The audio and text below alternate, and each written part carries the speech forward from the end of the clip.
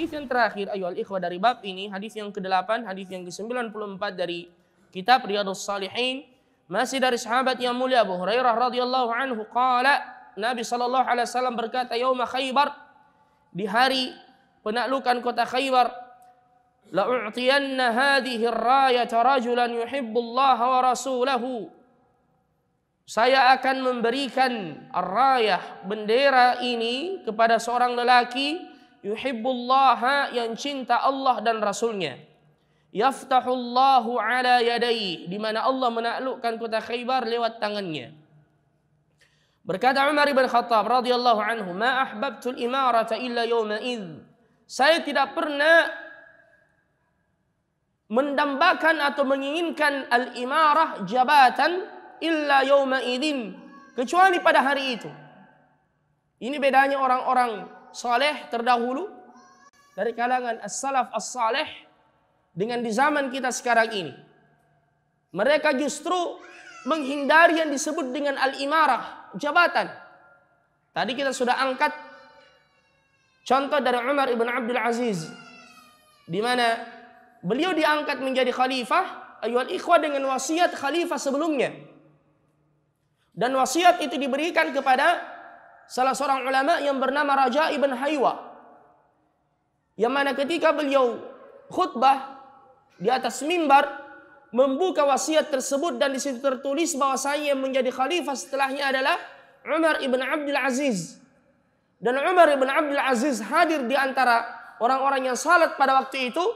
Apakah beliau berjingkrat kegirangan atau menari-nari karena bahagia? Tidak sama sekali. Justru beliau kemudian berusaha menolak amanah itu untuk menjadi khalifah. Bahkan beliau berkata, ini adalah sesuatu yang diputuskan tanpa jalur syura, dan beliau mengembalikan kepada ahlul halli wal aqd untuk dimusyawarahkan kembali. Namun mereka semua ridha dengan kekhalifahan dari Umar ibn Abdul Aziz rahimahullahu tabaraka wa ta'ala. Ya, jadi mereka menganggap ini adalah merupakan taklif, la tashrif. Jadi amanah, jabatan, imarah, mansib, itu adalah taklifun la tashrif. Bukan kemuliaan, tapi taklif, amanah, yang akan dipertanggungjawabkan di hari kemudian nanti ya ikhwah. Sekaligus dia merupakan nadamah, penyesalan. Karena tidaklah seseorang yang diberikan amanah untuk mengurus rakyat atau mengurus orang yang dipimpinnya, kemudian dia ghashun alaihim, ya, dia berbuat curang, tidak mengemban amanah itu dengan baik, melainkan diharamkan untuknya mencium bau surga. A'udzubillahi min dzalik. Dan ini adalah merupakan pertanggungjawaban yang sangat berat di hari kemudian. Tetapi kali ini ketika Nabi sallallahu alaihi wasallam mensifatkan bahwasanya lelaki tersebut yuhibbullah, dia cinta Allah dan Rasulnya, ini persaksian dari Nabi.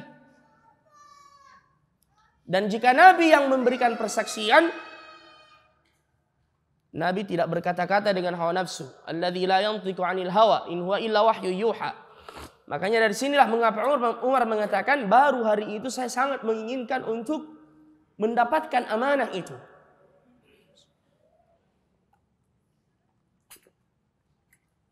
Fatasawartu laha, bahkan sampai saya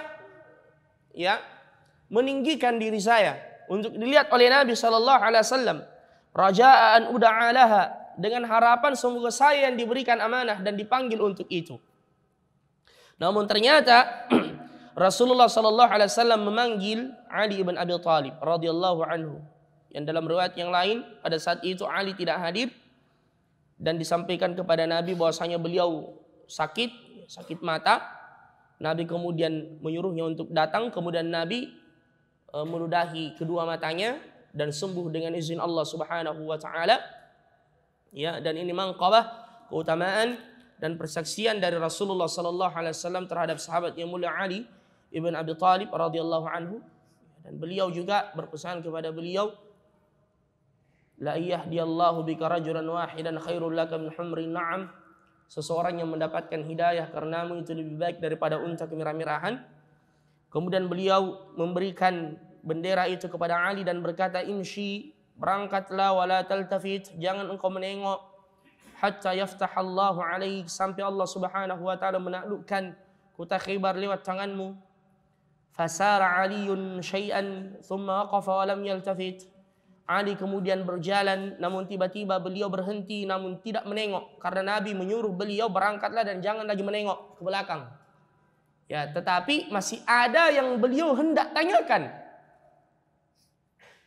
kepada Nabi sallallahu alaihi wasallam. Akhirnya beliau berhenti namun beliau tidak menengok karena beliau tidak mau menyelisihi perintah Nabi. Sehingga beliau bertanya dan tidak melihat wajahnya Rasulullah sallallahu alaihi wasallam. Fasarah, beliau mengangkat suaranya. Ya, mengapa demikian? Karena beliau tidak menghadapkan wajahnya kepada Nabi. Karena Nabi berkata, pergilah dan jangan menengok lagi ke belakang. Dan ini salah satu di antara tips, terutama antum para penuntut ilmu. Kalau mau berangkat menuntut ilmu, apalagi ke luar negeri, jangan menengok ke belakang. Apalagi yang sudah menikah. Ya, jangan naik di mobil menengok lagi ke belakang. Terus lanjutkan perjalanan. Ya, bahkan kalau perlu sampaikan ke keluarga, tidak usah antar ke bandara. Di sini saja. Ya. Begitu ya kalau antum mau ke sini. Fasarah, dia kemudian berteriak dan berkata, ya Rasulullah, ala madza uqatilun nas? Untuk apa saya memerangi mereka?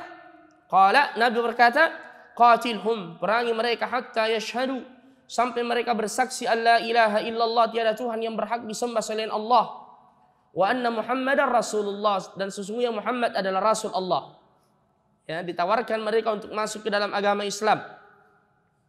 Dan andaikan mereka masuk Islam, fa idza fa'alu dzalik faqad mana'u minka dima'ahum wa amwalahum, sungguh darah-darah mereka dan harta-harta mereka itu telah haram illa bihaqqiha, kecuali sesuai dengan haknya. Jiwa haram hukumnya untuk dibunuh kecuali dengan sebab yang dibenarkan oleh syariat. Sebagaimana kata Nabi sallallahu alaihi wasallam, la yahillu damu mri'in muslimin illa bi ihda thalath, tidak halal darah seorang muslim kecuali salah satu di antara tiga sebab. Yang pertama adalah apa? As-sayyibu az-zani, yaitu lelaki atau wanita muhsan yang sudah menikah yang berzina, itu dirajam sampai dia mati. Kemudian yang kedua apa? Hadis masyhur. As-sayyibu az-zani, apa lagi?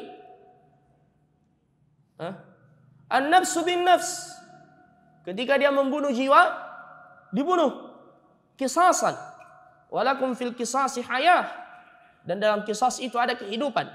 Dan yang ketiga, at-tariku lidinihi, yang meninggalkan agamanya, yang murtad, man baddala dinahu faqtuluh, al-mufariqu lil jamaah, yang memisahkan diri dari jamaah. Ya, ini haknya. Ditambahkan lagi dengan hadis yang lain adalah membunuh tukang sihir, ya, yang dengan sihirnya membunuh orang lain. Sebagaimana kata Nabi sallallahu alaihi wasallam. Selain itu tidak dibolehkan seseorang membunuh, ya, dan mencucurkan darah seseorang, ya, dan ini adalah minal kabair, termasuk di antara dosa besar, ya, terutama ketika dia membunuh seorang muslim. May yaqtul mu'minan muta'ammidan fajazauhu jahannam khalidan fiha wa ghadiballahu alaihi wa la'anahu wa 'adda lahu 'adaban syadida. Ini ancaman bagi orang yang membunuh jiwa yang diharamkan oleh Allah Subhanahu wa taala. Jadi beliau berkata, qatilhum hatta yashhadu an la ilaha illallah wa anna Muhammadar Rasulullah, fa in fa'alu dzalika, ketika mereka mengerjakan itu, faqad mana'u minka dima'uhum, walaupun andaikan mereka bersaksi, bersyahadat, khaufan minal maut, takut dibunuh, itu sudah diterima. Mengapa dari sini berlaku kaidah kita menghukumi seseorang ala zahirihim, di atas zahirnya. Adapun batinnya kita kembalikan kepada Allah Subhanahu wa taala. Nahkumu bil-zawahiri wallahu yatawalla as-sarair. Ini kaidah. Nahkumu bil-zawahir. Kita menghukumi seseorang sesuai dengan zahirnya. Wallahu yatawalla as-sarair. Adapun isi hatinya, dialah Allah Subhanahu wa taala yang Maha mengetahui. Ayyuhal ikhwah al-karim, dengan Demikian kita telah menyelesaikan bab ini, yaitu bab tentang al-mubadarah ila al-khairat wa hassi man tawajjaha li khairin 'ala al-iqbal 'alaihi bil jiddi min ghairi taraddud. Sudah masuk waktu? Masih tersisa?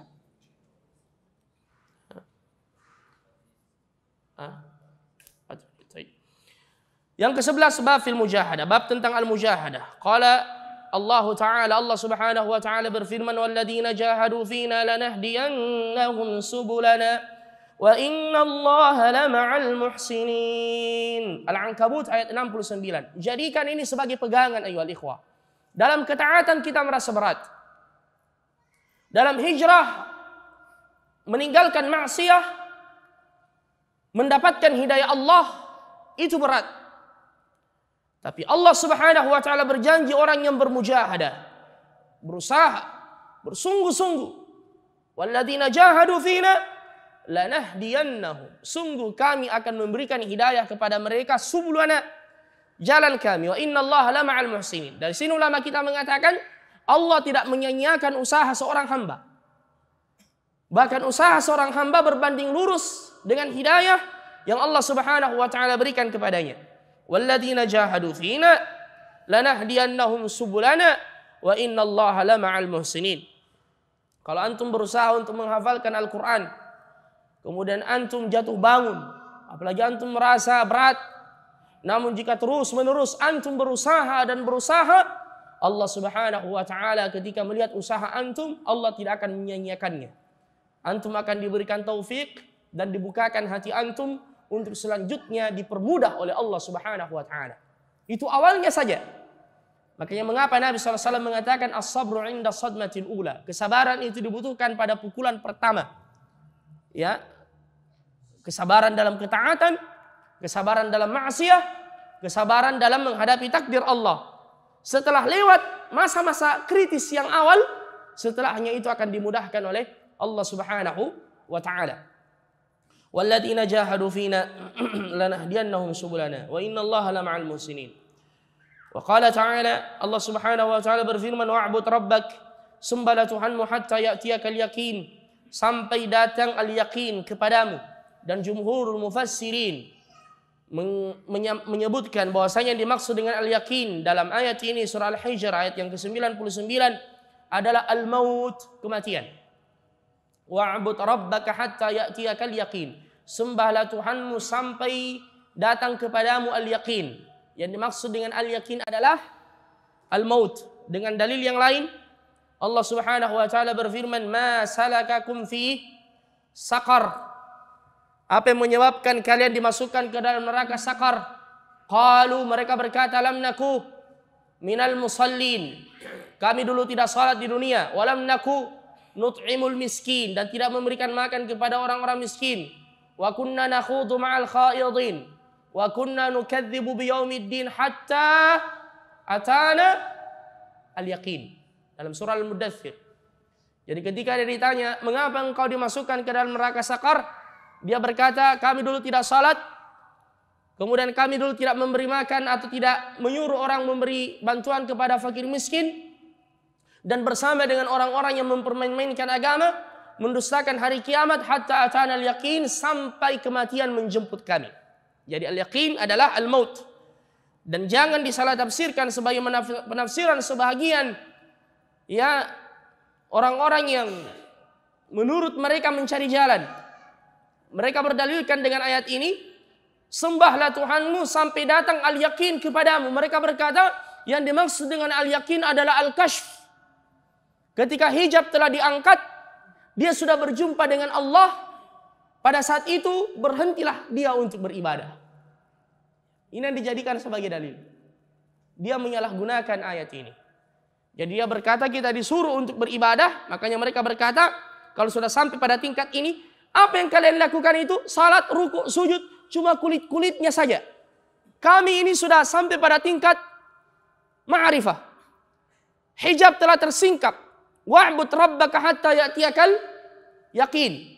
Padahal ayyuhal ikhwah al-karim, ya, tidak ada orang yang kemudian diangkat darinya kewajiban dan syariat sampai dia meninggal dunia. Dan andaikan ada yang berhak untuk itu, dia adalah Rasul kita Muhammad sallallahu alaihi wasallam. Namun beliau tidak pernah berhenti untuk beribadah. Bahkan kaki beliau bengkak dalam melakukan salat dan qiyam kepada Allah Subhanahu wa taala. Kemudian ayat berikutnya, Al-Imam An-Nawawi menyebutkan firman Allah, wadhkur isma rabbik, dan ingatlah, sebutlah nama Tuhanmu, wa tabattal ilaihi tabtila, bersungguh-sungguhlah engkau untuk beribadah kepadanya. At-tabattul, bersungguh-sungguh di dalam beribadah, ya, dengan penuh kekhusyuan, mengharapkan keridhaan Allah sesuai dengan apa yang dituntunkan oleh Rasulullah sallallahu alaihi wasallam. Fa idza faragta fansab, jika engkau sudah mengerjakan sebuah ibadah, bersungguh-sungguhlah untuk mengerjakan ibadah yang lain. Wa qala ta'ala, dan Allah berfirman, faman ya'mal mithqala dzarratin khairan yarah, barang siapa yang mengerjakan kebaikan walaupun seberat biji zarrah, ia akan melihat balasannya. Jadi ayat ini memberikan kepada kita motivasi sebagaimana judul bab untuk bermujahadah, bersungguh-sungguh di dalam beribadah. Ayat yang lain dalam surah Al-Muzammil ayat yang ke-20, wa ma tuqaddimu li anfusikum min khairin tajiduhu 'indallah huwa khairan wa a'zama ajra. Apapun kebaikan yang engkau lakukan untuk dirimu, tajiduhu 'indallah, kau akan dapatkan di sisi Allah. Walaupun mungkin engkau tidak mendapatkan pengakuan dari manusia, sekecil apapun yang kau lakukan dari kebaikan, tajiduhu indallah, engkau akan mendapatinya di sisi Allah, huwa khaira, dan itu lebih baik, wa a'zama ajra, dan lebih besar pahalanya, dilipat gandakan oleh Allah Subhanahu wa taala. Surah Al-Baqarah ayat 273, wa ma tunfiqu min khairin fa innallaha bihi alim, dan kebaikan apapun yang kalian infakkan di jalan Allah, fa innallaha bihi alim, Allah Maha tahu. Makanya salah seorang salaf pernah menyuruh istrinya membuat makanan yang lezat, yang enak, yang disukainya.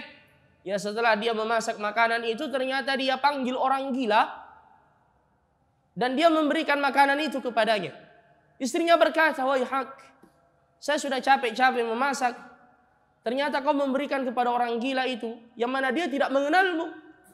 Ya, di mana dia tidak mengenalmu, dia juga tidak berterima kasih kepadamu. Apa kata sang alim ini? Betul, dia tidak mengenalku, tapi Allah Subhanahu wa taala mengenal dan mengetahui apa yang saya lakukan. Berbuat baik kepadanya. Wal ayat fil babi katsiratun ma'lumah, dan ayat-ayat yang berkaitan dengan hal ini sangat banyak. Sebagaimana kata Imam An-Nawawi rahimahullah tabaraka taala, dan setelah itu beliau menyebutkan hadis-hadisnya, hadis yang ke-95 yang akan kita bahas pada pertemuan berikutnya insyaallah. Subhanakallahumma bihamdika asyhadu an la ilaha illa anta wa astaghfiruka wa atubu ilaik, wa akhiru da'wana alhamdulillahi rabbil alamin. Assalamualaikum warahmatullahi wabarakatuh.